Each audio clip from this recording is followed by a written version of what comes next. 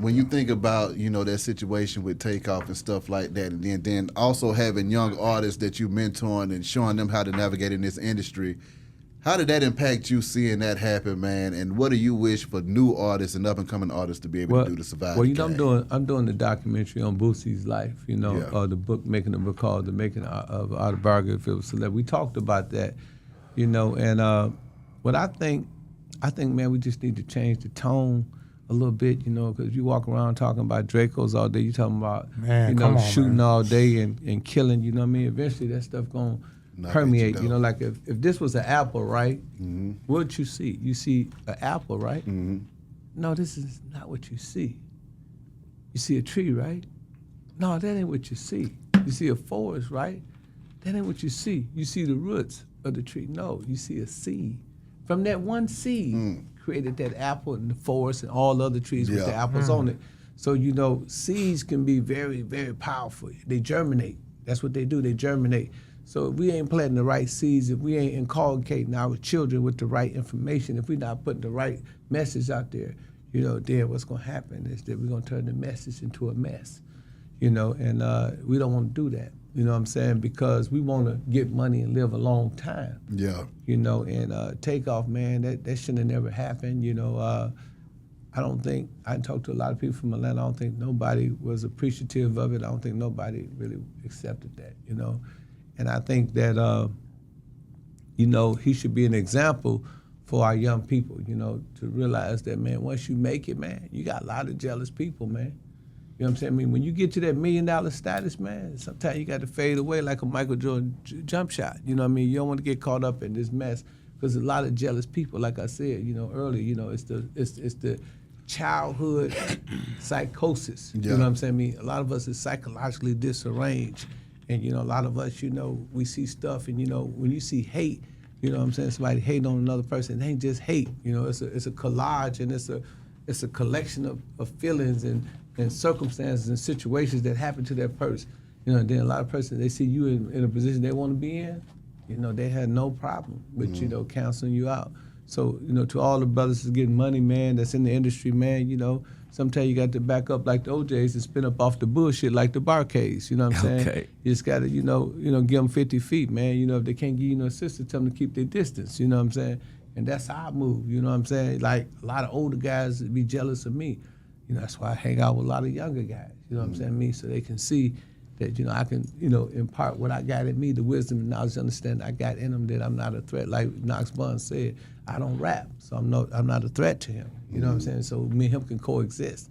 But most of the guys I grew up with, I know, they see me winning, they say, man, this nigga 59 years old, he's still Laying the smack down. He's still doing it, and so they got a disposition towards me. So, the same thing with Knox and Will and Ditto and Cash, it's gonna be a lot of haters. Yeah. So, they can't hang out at the crap game no more. You can't hang out at the local bars. And if you do, grant you some security, and make sure that the security on point.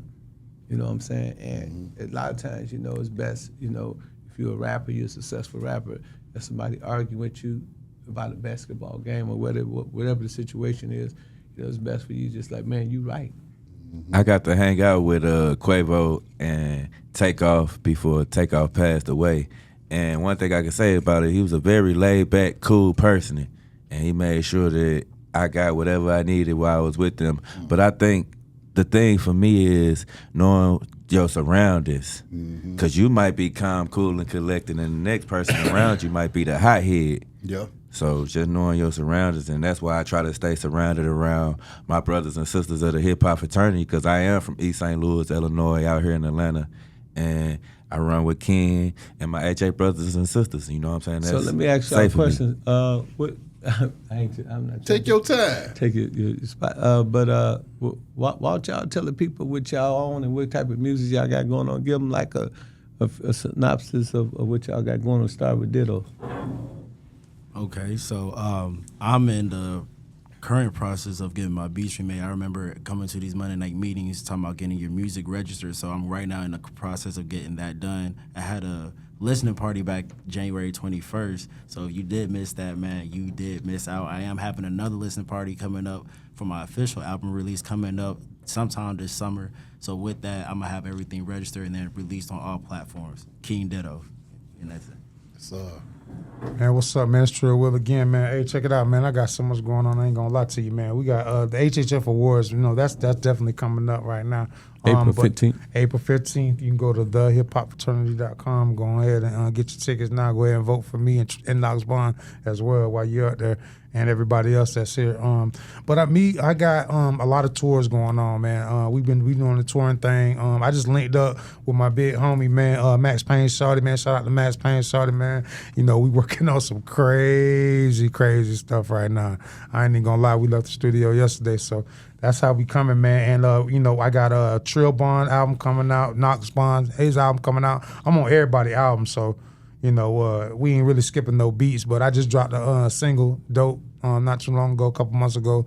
I got a project with my partner CEO Plus, CEO Motion, CEO Boys coming. It's a lot, man. I ain't gonna lie, you gotta just really go to my website, www.trillwill.org. You know what I'm saying? Really to tap in, you know. hit it up. All right, so when I write music, it's always been like a personal expression of my life and of the things that I observe and that I go through. I basically just, everything that I write about, everything that I make music about is real life. But at the same time, my life is insane. It's not a normal life. So there's some really crazy things that are happening, but it's not fiction.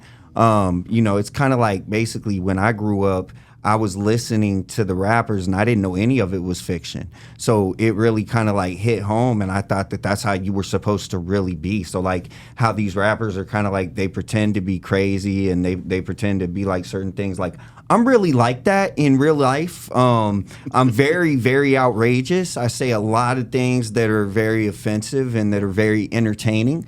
I say a lot of things that a lot of people don't think and don't say.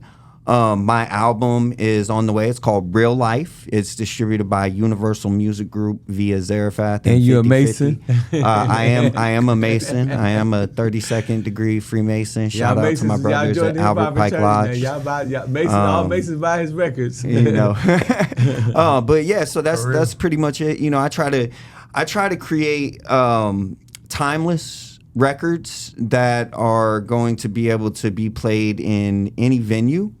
And at the same time, I try to leave a legacy with my music. This is the memory that's going to be here long after I'm gone. And so I try to make sure that I'm mindful of the fact that, you know, what I'm creating is my legacy. It's here forever. So that's what I create music about and for, if I understood your question correctly. Yeah. Yo, I'm like the jack of all trades when it comes to this music. With the songwriting, I sing and I rap, but I call it trap R&B. You know what I'm saying? I know we done heard that kind of floating around, but I am one of the originators. You know what I'm saying? I got this album called Ill State of Mind. It got Pimpin on it, and it got some popular singles on it, Voices in My Head. I got videos on, you could go check that out. Make sure you but give me my smash hit single. I got this smash hit single. It's called Brick by Brick, and it's going crazy around the world. We just hit 100,000 streams. We hit 100,000 streams because of the power of the HHF. Yes, I came in Monday nights, in and out, to perform this song in front of people. And everywhere we went, I performed this song in front of people. I also got a song called Frenemies. And my mama used to always tell me, you ain't got no real friends. You know what I'm saying? So that song is about having real friends and knowing your friends can turn into your enemies.